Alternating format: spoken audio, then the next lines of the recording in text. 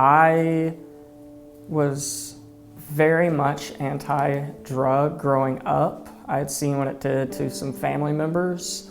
I remember winning a school essay contest about staying away from drugs when I was in elementary school, even all through middle school.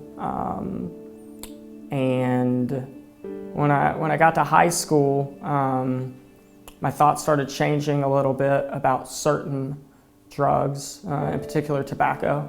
I thought, it's not going to be that big of a deal. I can smoke a cigarette. And I remember when I first smoked that cigarette, it was an instant release of anxiety that I had had built up inside of me for so long. I was always such a sheltered, bottled person, almost scared of my own shadow. And I remember that went away instantly. And I thought, how amazing is this? So I wonder if these other drugs are different than what I thought they were.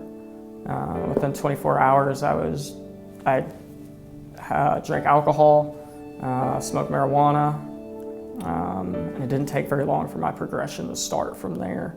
When I first started using drugs, I was 15, and I was convinced that I could handle it, that I was smart enough to not get addicted, that I would never be like those other people that you see, and that wasn't the case. That lasted about 6 years of using pretty heavily, me thinking, well, I've got this.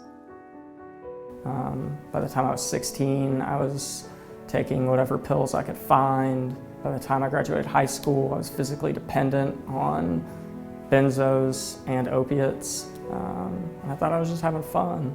I was 22, using heroin, hadn't had a job in 3 years, selling drugs full time. Miserable, just absolutely miserable. There were days when I wished I wouldn't go to sleep, or that I wouldn't wake up. And then when I'd wake up, I'd be mad that I did. And it kept progressing until Tennessee Department of Corrections intervened in my life with 8 felony charges for distributing scheduled substances. And that wasn't enough to stop me. I didn't think I was worth it. I didn't think it was possible. I assumed that I would either die using or go to prison. And I kept using, and I hit it, and my family support was gone. The ones that were my true friends had left long ago, because they were tired of seeing me hurt myself, until I violated probation in 2014. And I went on the run from the police for about 2.5, 3 months, and it was probably the most miserable I'd ever been. I wasn't even using as many drugs at that point. It had slowed down a lot. But I was more miserable than ever because I was spiritually just dead. I was bankrupt. So when the police finally caught me, I remember feeling relief. Like the pressure of the world went away, and that I was finally doing what I was supposed to be doing in life. Because I think it was one of the first times I ever was okay with the consequences that were given, because I knew that I was the one who made those choices. And that was the start of a big change. If it weren't for jail, I'd be dead. I've lost a lot of friends throughout this process, and I know that to be true. I'm forever grateful that the Tennessee Department of Corrections intervened in my life.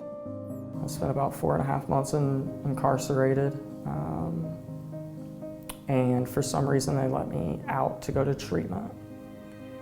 I still wasn't sure if I was going to go to prison. They were not telling me yes or no towards anything. They just said, we're going to let you get out and go to treatment. And I remember it just seemed like everything was lining up. It just seemed like I was letting go of control and accepting my fate for whatever happened, and things started working out for me. So I went to treatment, and I remember my last day, or the second to last day of treatment, I had another court date, and my probation officer decided to give me another chance. And flash forward 2 years later, and I got off probation. Never got in trouble again. I never had my judicial diversion taken, so I'm now not a felon after 8 felony charges and everything that came with that, which is a blessing. It really is.